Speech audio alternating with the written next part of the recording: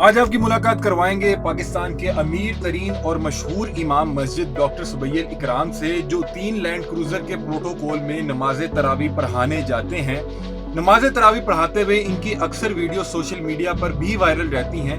महंगी गाड़ियां, बड़े बंगले और फार्म हाउसेस। एक इमाम मस्जिद इतना लग्जरी लाइफस्टाइल कैसे ऑन करता है, आइए जानते हैं इस वीडियो में।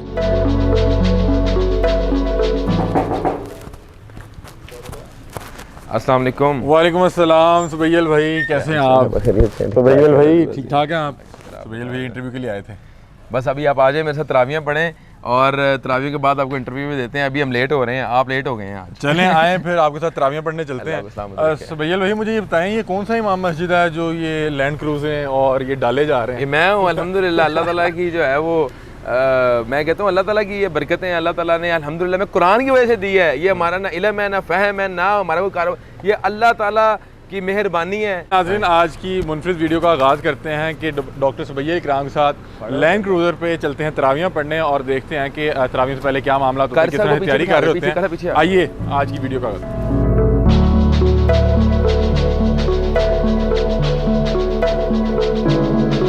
अच्छा सुबैल भाई ये बताएं कि साथ हमारे कौन कौन जा रहा है? आगे एक डाला भी नज़र आ रहा है, पीछे भी एक कोई लैंड क्रूज़र। मेरे जो है वो साथ मेरे दोस्त वगैरह होते हैं, मेरे असिस्टेंट होते हैं।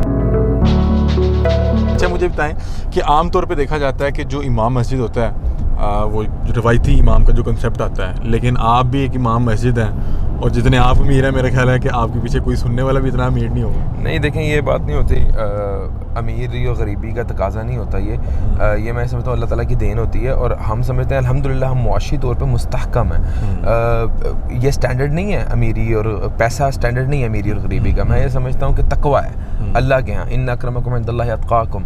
तो मैटर ये करता है कि मैं जो कुरान पढ़ रहा हूँ, क्या वो मैं अमीरी की बेस पे सुना रहा हूँ मस्जिद में, या मैं अल्लाह की रज़ा के लिए सुना रहा हूँ। कुरान तो बेशक अल्लाह की रज़ा के लिए ही पढ़ा जाता है और सुना जाता है। मैं तो आपसे इसलिए सवाल पूछ रहा हूँ कि रवायती तौर पे जो एक इमाम मस्जिद का कॉन्सेप्ट आता है, वो मैं ये समझता हूँ कि हमारा ये कसूर है। ये हमारा बतौर नेशन, हमने साइंस पढ़ाने वाले को तो बहुत जो है वो नवाजा है। उसको हम पर आवर जो है वो हज़ारों रुपये फ़ीस देते हैं, लेकिन एक मस्जिद के इमाम को जो है हमें 10,000 रुपये देते हुए जो है ना वो मौत वाक़या हो जाती है, जो कि नहीं होना चाहिए।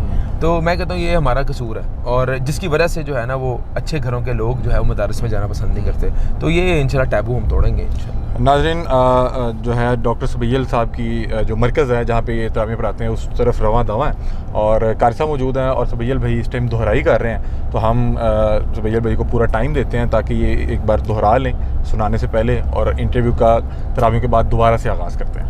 इन हाज़ा लहुल बलाउल मुबीन व फदैनाहु बिज़िब्हिन जद्द अल्लाहुम्मा इहदिना फ़ीमन हदैत व आफ़िना फ़ीमन आफ़ैत व तवल्लना फ़ीमन तवल्लैत। जी, प्रोग्राम के दूसरे हिस्से का बाकायदा तौर पे आगाज़ करते हैं। आपने देखा होगा सुबैल भाई तरावियाँ पढ़ा रहे थे और पहले से ज़्यादा फ्रेश। सुबैल भाई पहले एक और तरह के आप मोड में थे, अब एक और तरह के मोड में। देखें, वो हर रोज़ एक प्रेशर होता है जो बच्चे के ऊपर नहीं होता एग्ज़ाम से पहले का। तो ज़ाहिर बात एक जिम्मेदारी का काम होता है, कुरान पढ़ना सुनाना। इतने क्राउड भी आया होता है और बंदे को टेंशन भी होती है कि मेरी गलती ना आए। बंदा ज़रा फोकस सारा कुरान के अंदर होता है। तो जब एक बार बंदा तरावी सुना देता है तो रिलीफ मिल जाता है। रिलैक्स हैं। हाँ, ये रिलीफ फजर तक रहेगा, फजर के बाद फिर उसी मोड में आ जाएगा। मतलब अच्छा सुबैल भाई, ये तो हो गया ना, ये तो अनप्लैंड हो गया कि हम आए और आप तरावियाँ पढ़ने जा रहे हैं, तो हमने कहा चलें इसको भी रिकॉर्ड करते हैं। बाकायदा तौर पे प्रोग्राम का आगाज़ करते हैं और पहले सवाल से आते हैं कि ये कौन सा इमाम मस्जिद है और ये इमाम मस्जिद कैसे इतना लग्जरी लाइफस्टाइल ऑन कर रहा है? इस तरह के सवाल सुनने को मिलते हैं। देखिए, मैं ऑनेस्टली बात बताऊं कि मैं 1 महीना तरावी पढ़ाता हूं, लेकिन 11 महीने बिजनेस करता हूं। तो लोगों को पता है मैं बिजनेस करता हूं, रियल एस्टेट का बिजनेस करता हूं, और अल्हम्दुलिल्लाह बहुत बड़े ग्रुप्स के साथ, पाकिस्तान के आपको जो लीडिंग बिजनेस ग्रुप्स हैं उनके साथ मैं जो है वो बिजनेस कर रहा हूं। तो कहने का मकसद ये है कि अल्लाह ताला का एहसान है कि हम बड़ा अच्छा एक कारोबार कर रहे हैं और हमें अल्लाह ताला बहुत रिज़्क़ हलाल फराख अता कर रहा है। कारोबार क्या कर रहे हैं आप? मैं रियल एस्टेट का बिजनेस करता हूँ। अच्छा, आपका नाम पूरा है डॉक्टर सुबैल इकराम जी। तो आप डॉक्टर, कोई आपने डिग्री की हुई है? MBBS डॉक्टर हूं मैं। आप डॉक्टर हैं बाकायदा तौर पे? MBBS डॉक्टर हूं मैं। आप हैं डॉक्टर, रियल एस्टेट का कारोबार कर रहे हैं और साथ इमाम मस्जिद भी हैं और तरावियाँ पढ़ा रहे हैं। ये क्या कम्बिनेशन है? और उसके बाद आप मौलवी की तरह दिखते भी नहीं हैं।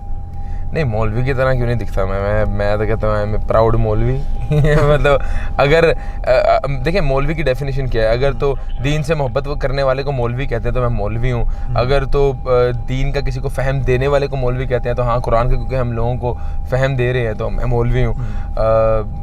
मतलब मुझे तो कोई इसमें जो है ना वो मैं आपसे सवाल ये करना चाह रहा हूँ कि आपने MBBS किया, फिर आप बिजनेस करने लग गए, और फिर एक तरफ आप इमामत भी कर रहे हैं, और फिर उसके अलावा आप एक टीवी शो भी होस्ट कर रहे हैं। ये क्या कम्बिनेशन है, क्या क्या करते रहे हैं, क्या क्या करना चाह रहे थे? देखें, ये तो मोहब्बत है अवाम की, लोगों की, कि वो चाहते हैं हमें मीडिया में भी देखना, मेन स्ट्रीम मीडिया में देखना। और मैं ये समझता हूँ कि हम जैसा बंदा ही जो है ना प्रैक्टिकली इस्लाम की डेफिनेशन समझा सकता है लोगों को कि यार Islam is the shortcut to success. आप इस रास्ते पे चलोगे तो आपको दौलत भी मिलेगी, शोहरत भी मिलेगी, इज़्ज़त भी मिलेगी, फेम भी मिलेगा, जिसके लिए हर नौजवान जो है वो स्ट्राइव कर रहा है। मनी, पावर, रिस्पेक्ट, यही 3 चीज़ें हैं ना जो नौजवान जो है इनको अचीव करना चाहता है। तो मैं ये कहता हूँ ये तीनों चीज़ें जो है ना वो इस्लाम के अंदर है। शॉर्टकट टू सक्सेस इज़ इस्लाम।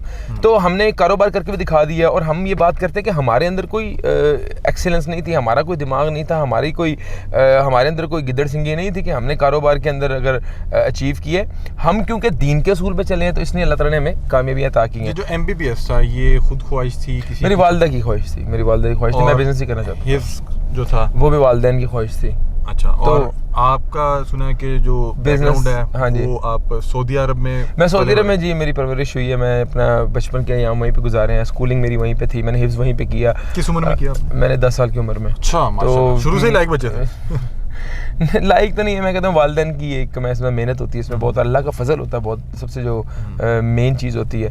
तो वालिदैन ने बड़ा ज़्यादा जो है ना वो मेहनत की है, उनकी मेहनत का नतीजा है कि अल्लाह का शुक्र है कि आज जो है वो कुरान से वाबस्तगी है, और अल्लाह का शुक्र है कि आज जो है वो हमें रिकग्निशन मिली है कुरान की वजह से। तो ये मैं कहता हूँ उनकी दुआओं का और उनकी मेहनतों का नतीजा है। सुबैयल इकराम कितना अमीर आदमी है जो तरावियाँ पढ़ाने जा रहा है, तो 3 गाड़ियों में जा रहा है जिनमें 2 लैंड क्रूजर है, 1 डाला है। कितना पैसा है आपके पास, कितने घर हैं, कितने लोग आपके अंडर काम कर रहे हैं?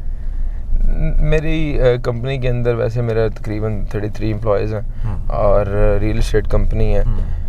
पैसा जो है वो मेरा कुछ भी, मैं बिल्कुल गरीब सा आदमी, मेरा कोई पैसा नहीं है। ये पैसा अल्लाह ताला की अमानत है, जितना अल्लाह ताला के रास्ते में हम खर्च खुद कर देते हैं। कितनी गाड़ियाँ रखी हुई हैं और कौन कौन सी है? मेरे पास लैंड क्रूजर्स हैं, और मेरे पास जो है वो, आपने क्या लैंड क्रूजर्स हैं? लैंड क्रूजर्स ही मैंने कहा। अच्छा, कितनी है? मल्टीपल नहीं है अल्हम्दुलिल्लाह। और मेरे पास जो है वो 4x4 जिसको आप डाला कहते हैं वो है, वीगो डाला नहीं, रीवो डाला। उसके अलावा बाइक शाइक्स का भी शौक है? अब बाइक्स का शौक़ था, मैंने रखी भी हुई थी, लेकिन ना मेरे वालिद को बहुत ज़्यादा जो है ना उससे एलर्जी थी। वो कहते हैं जब तुम लोग बाइक निकाल के घर से बाहर जाते हो तो मेरा जो है दिल बेचैन हो जाता है। तो मैं ये समझता हूँ कि हम